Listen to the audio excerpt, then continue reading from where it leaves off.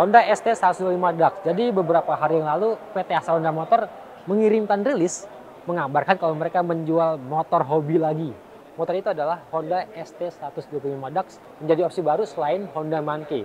Karena motornya sama-sama kecil nih. Jadi di video ini kita akan ngebahas fakta menarik dari Honda ST125 Dax model year 2023.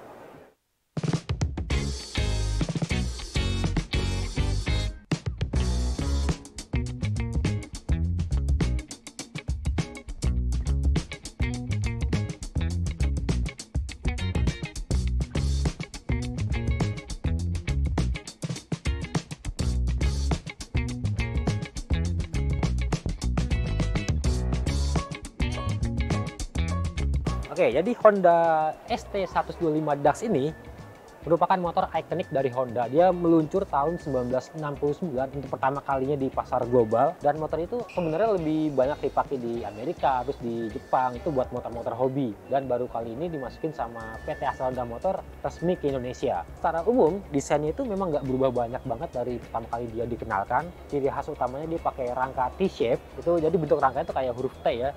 Jadi di atas ini ada panjang, dan turun ke bawah nih, bagian bawah ini buat engine mounting, buat dudukan lengan ayun, dan komponen-komponen lainnya. Terus ciri khas lainnya dari motor ini dia pakai lampu bulat, dan logo Honda-nya ini dia pakai logo Honda yang lawas. Logonya sayap gitu, ada HM-nya Honda Motor. Nah, bentuk motor ini tuh terinspirasi dari anjing Dachshund, tuh makanya ada logo anjingnya tuh di bagian samping motor. Secara dimensi sih agak lebih besar dibandingkan Honda Monkey, dan dia punya bobot 107 kg. Nah, kalau ada yang nanya tangkinya di mana? Tangkinya di balik jok. Jadi di balik rangka T-shape-nya ini jadi tempat untuk menyembunyikan atau menyimpan komponen-komponen motor. Tangkinya di belakang sini.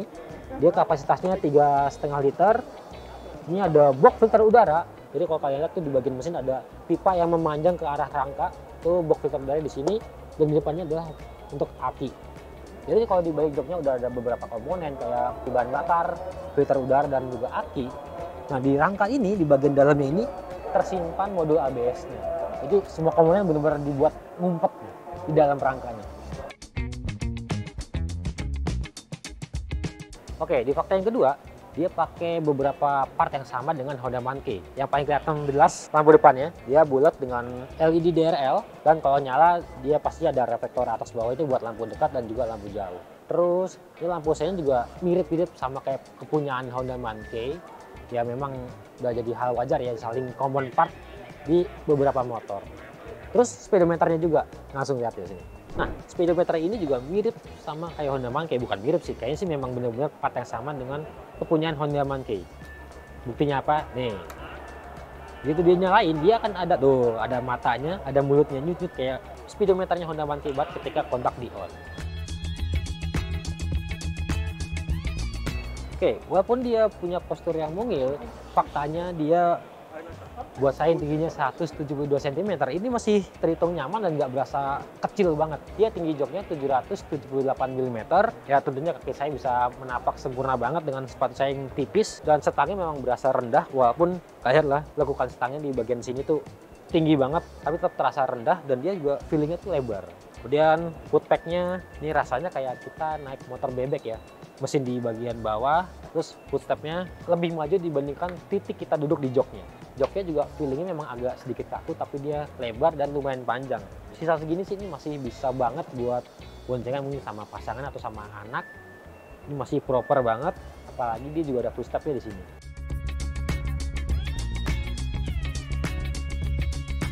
Fakta menarik yang keempat, dia punya fitur yang canggih walaupun motor kecil ya. Oke, kalian bisa lihat lampunya dia sudah full LED, termasuk ke bagian belakangnya juga udah full LED. Terus yang paling menonjol di bagian depan, ini ada suspensi upside down di depan dengan berlabur warna silver. Kemudian untuk pengereman, dia sudah pakai cakram di depan dan di belakang. Kaliper depan 2 piston, dan ini sudah ABS single channel.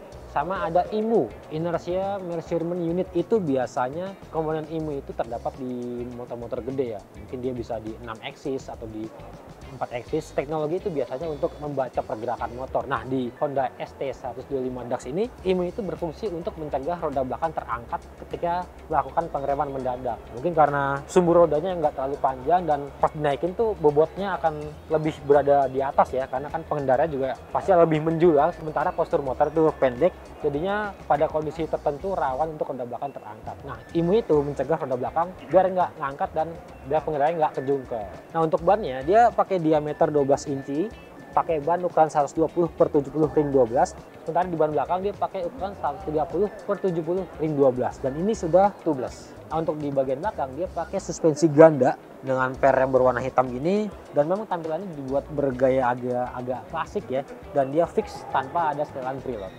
Nah, sekarang kita ke speedometernya. Kayak apa sih speedometer dari Honda ST125 DAX? Gimana lagi? Nah, ini tampilannya. Dia sudah negatif display. Dia ada speedometernya di bagian tengah sini. Ada fuel meter di atas. Lalu ada total atau odometer. Kalau ditekan tombol select, dia akan berubah menjadi trip A dan trip B. Hanya itu aja.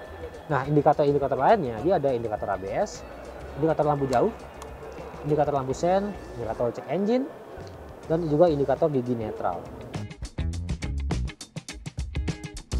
Kapasitas mesinnya ini 125 cc, tapi ini bukan mesin Supra X 125 ya. Kayaknya banyak orang-orang ngiranya nih mesin sama banget kayak Supra X. Secara spek memang mirip, 4 tak, SLAC, 2 katup, pendingin udara, dan sudah injeksi PGM FI.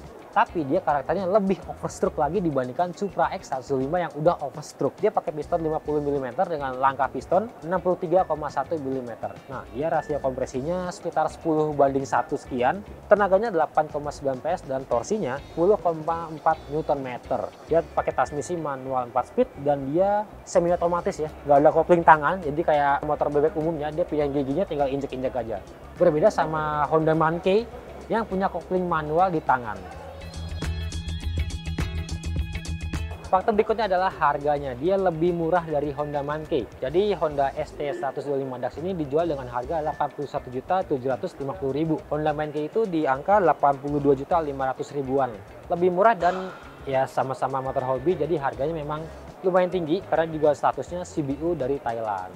Oke, video ini. Kalau gitu jangan lupa di like, di komen, subscribe channel Motovun Indonesia. Main-main juga ke akun TikTok kita, Motovun Indonesia juga. Website kita autofun.co.id. Sampai ketemu di video selanjutnya.